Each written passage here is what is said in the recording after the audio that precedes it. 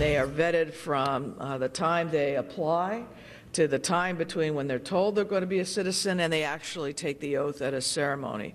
So we're continually revetting, going back, checking.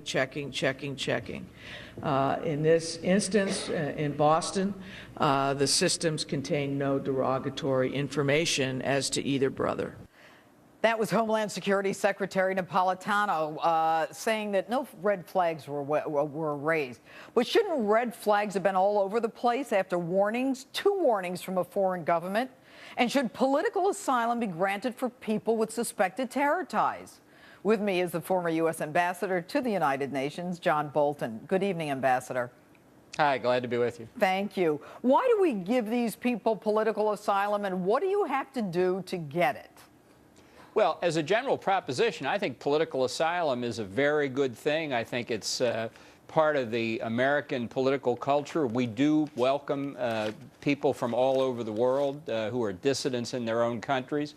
But it's done on, should be done on the very careful basis that these people are, in fact, legitimate refugees, legitimately seeking asylum from persecution or the well-founded fear of persecution in their home countries, not coming here to carry out their own version of the struggle. And that system obviously broke down here. You can talk about checking like Secretary Napolitano does. Really, it's embarrassing to listen to her because they never should have been given political asylum in the first place. It seems pretty clear. And Ambassador, how do we clear them in the first instance? They have to allege that they're going to be persecuted. What do we do? Go over there and check it out? Well, it happens in 2 ways, and it's not clear in the case of this family. Were they refugees? That is to say, did they apply for entry into the United States while they were still overseas, or did they somehow get in the country and then apply as asylum seekers once they were here?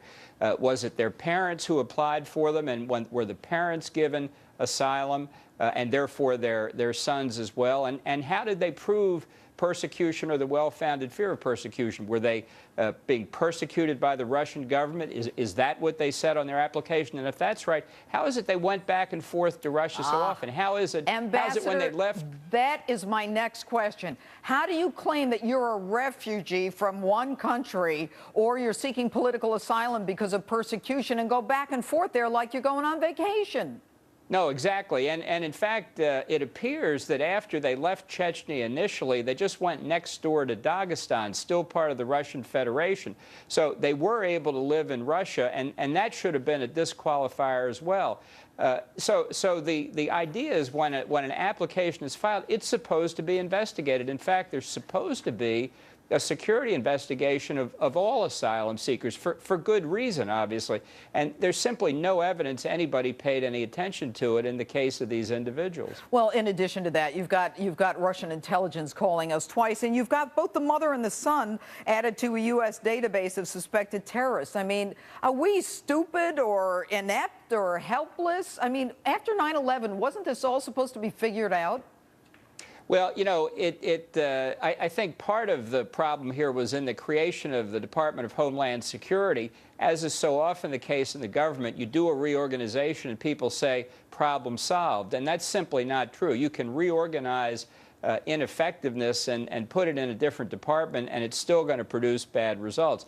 I think whenever you've got applications for asylum from a place like Chechnya, well known at the time the Tsarnaev family came to this country, well known to be a recruiting ground for al-Qaeda and other radical Islamicists, that it should have been an extra special check before granting political asylum to these people to see if they had any ties. I reject the idea that they were necessarily radicalized in this country. Who knows whether the father and the mother weren't radical before they came here? Absolutely. Ambassador Bolton, thanks so much for your insight.